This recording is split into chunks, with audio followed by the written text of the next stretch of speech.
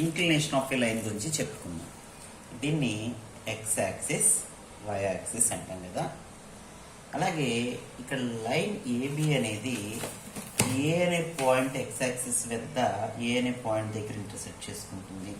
అలాగే why axis మీద B అనే పాయింట్ దగ్గర ఇంటర్సెక్ట్ చేస్తుంది. So the line makes an angle with theta.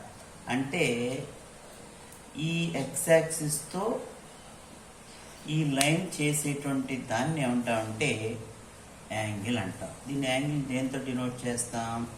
Theta అంటారు. అంటే ఈ థీటాని ఏమంటామంటే ఇంక్లినేషన్ ఆఫ్ ది లైన్. ఏమంటారు? Inclination of the line.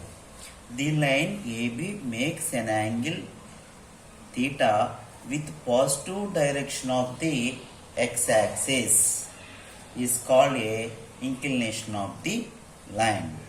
Next slope గురించి చెప్పుకున్నాం. స్లోప్ అంటే ఏంటంటే ఈ థీటాలో ఈ యాంగిల్ చేసేటువంటి యాంగిల్ ఉంది కదా థీటా, ఈ థీటాని ట్యాన్ థీటాని మనం ఏమంటామంటే స్లోప్ అంటాము.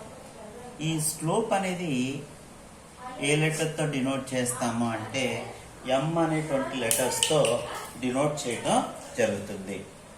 ఓకే, స్లోప్ గురించి నేర్చుకున్నారు కదా. Thank you.